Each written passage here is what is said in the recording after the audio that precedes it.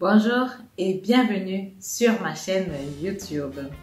Dans la vidéo d'aujourd'hui, je veux parler de fiscalité et d'investissement immobilier. Avant de commencer, je vais te poser une question simple. Toi qui m'écoutes, combien est-ce que tu récupères des impôts quand tu fais ta déclaration d'impôts?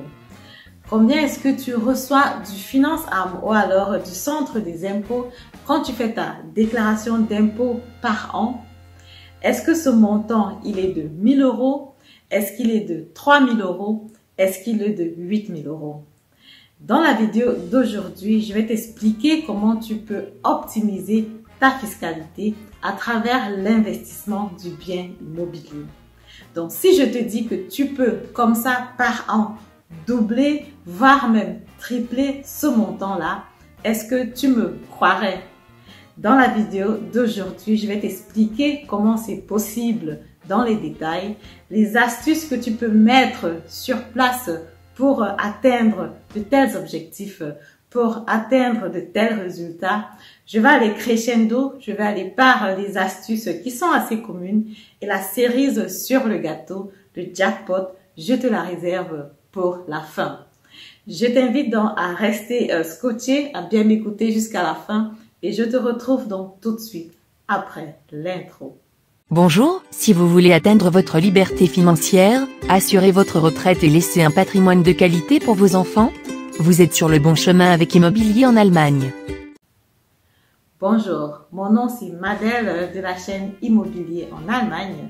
Si j'ai créé cette chaîne, c'est parce que je suis convaincue qu'à travers l'immobilier, la diaspora africaine a la possibilité d'avoir une place de privilégié ici en Europe pour nous déjà qui sommes là et aussi naturellement pour la future génération. Comme je dis toujours, nous on a eu un peu de difficultés quand on est arrivé ici. Ça ne doit pas forcément être le cas pour la future génération parce que effectivement on a le know-how.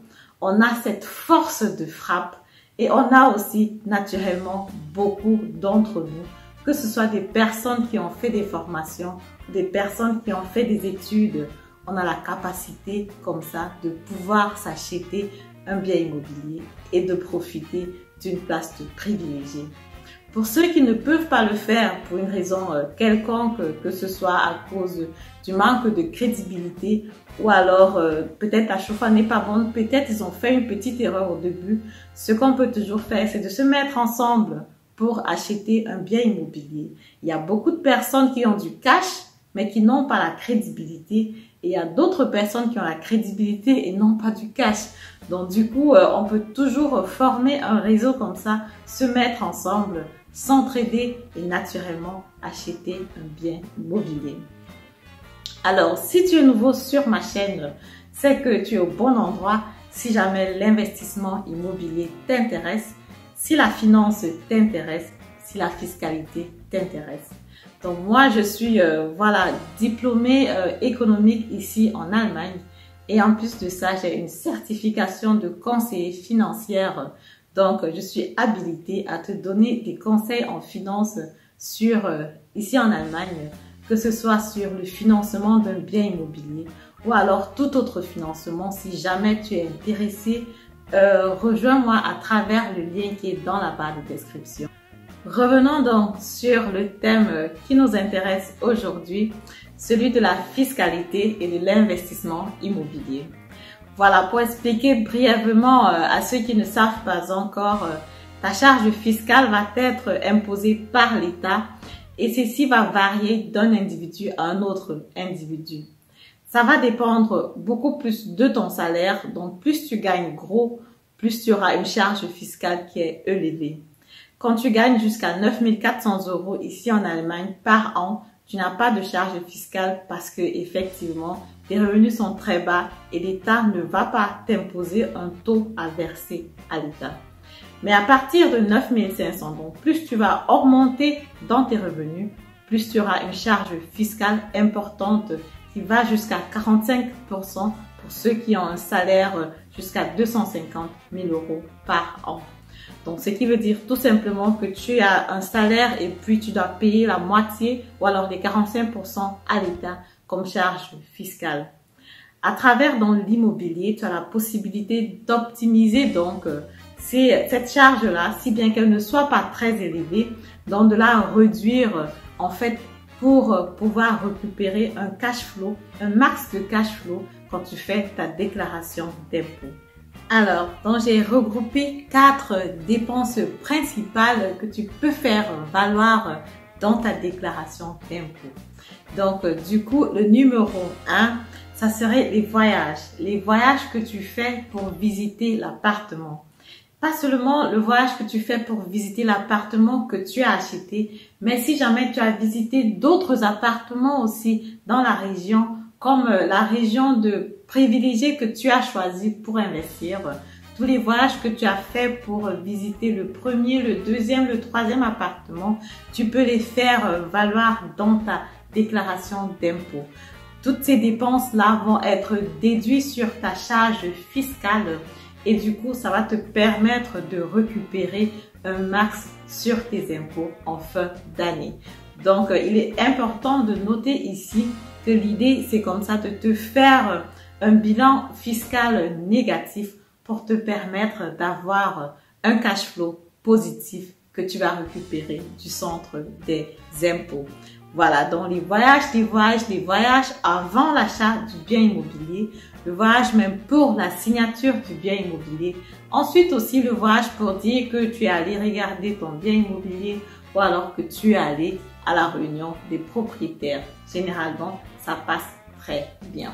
Un deuxième type de dépense que tu vas faire déduire dans tes impôts quand tu achètes un bien immobilier, c'est donc celui des frais du notaire. Voilà, donc comme tu le sais, certainement aujourd'hui, quand tu achètes un bien immobilier ici en Allemagne, tu as les coûts additionnels. Donc, tu as les coûts supplémentaires que tu dois devoir couvrir. Ce sont notamment les frais du notaire et aussi les frais d'enregistrement au cadastre. Donc, pour cela, il va falloir donc que tu sortes de l'argent pour couvrir ces dépenses-là.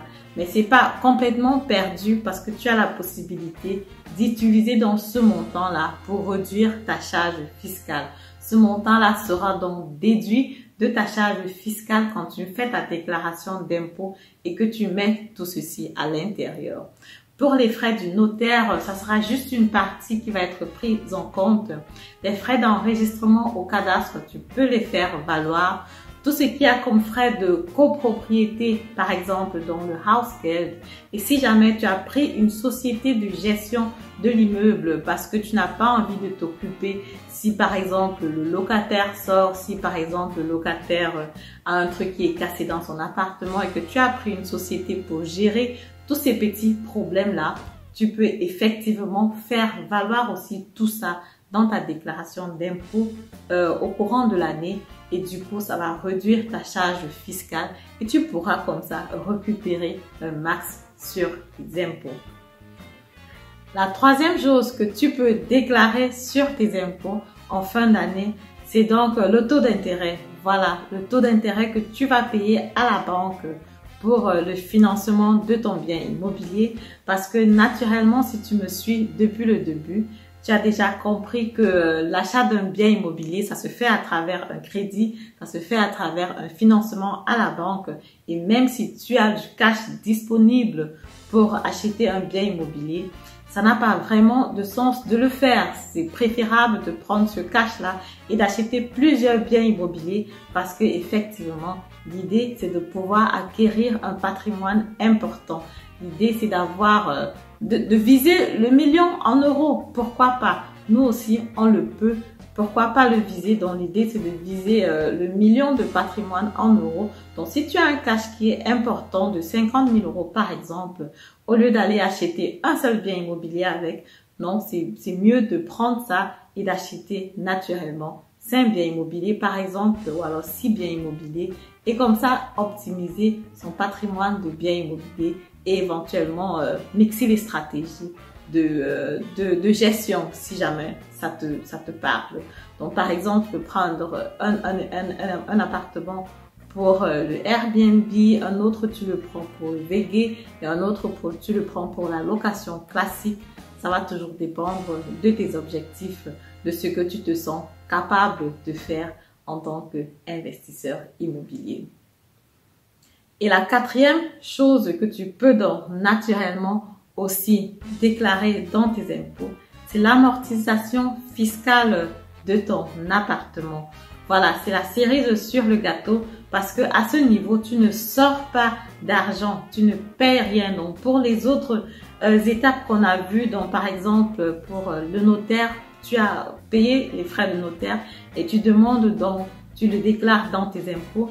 Mais pour ce qui est de l'amortisation de l'appartement, tu n'as rien sorti de ta poche parce que le fisc, il voit que l'immeuble ou alors l'appartement que tu as acheté, il va perdre en valeur par an. Et du coup, cette valeur donc sera déduite sur ta charge fiscale. Quand tu achètes un appartement classique ici en Allemagne, il est de 2% de la valeur du bien immobilier que tu as acheté. Et si tu achètes par contre ce qu'on appelle les Denkmalschutz, tu peux comme ça avoir jusqu'à 8% de réduction sur le bien immobilier que tu as acheté. Donc, pour les personnes qui ont la capacité d'aller du côté du Denkmalschutz, c'est toujours une très bonne chose parce que ça te permet de récupérer un max sur tes impôts. Et comme ça, d'un claquement de doigts, si tu fais bien ta déclaration d'impôt en fin d'année, tu peux te retrouver avec des montants comme 8 000 € de cash que tu vas recevoir dès l'État en faisant ta déclaration d'impôt.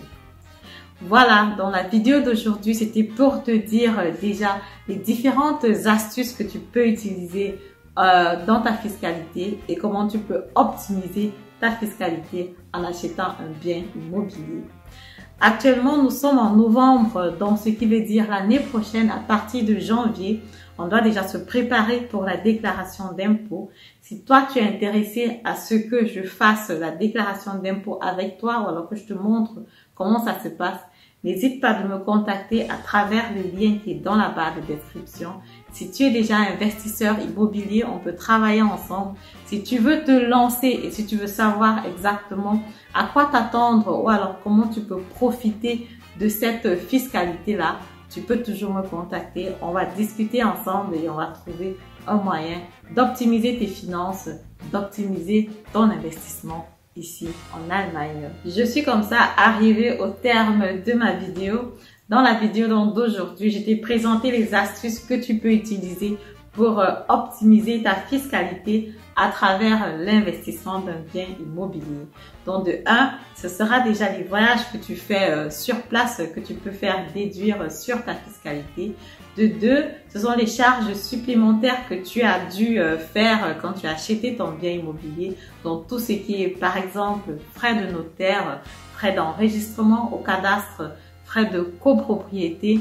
Si tu as par exemple une agence qui gère l'immeuble à ta place, tu vas faire déduire tout ça sur ta charge fiscale en fin d'année quand tu fais ta déclaration d'impôt.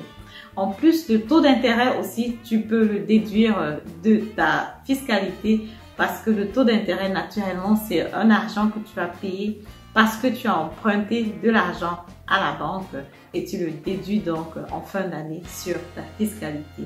Et de 4, le plus important qui est aussi vraiment intéressant, surtout au niveau des Denkmalschutz, tu peux aller jusqu'à 8% que tu peux déduire comme ça sur la valeur du bien immobilier. Quand tu achètes un immobilier historique, c'est ce qu'on appelle les Denkmalschutz ici en Allemagne. Mais si tu prends un appartement normal, ça va être 2% sur la valeur du bien immobilier. Donc, si la vidéo t'a plu, je te prie de me mettre un pouce en haut, de commenter, de partager la vidéo. Et je te dis à très bientôt. Au revoir.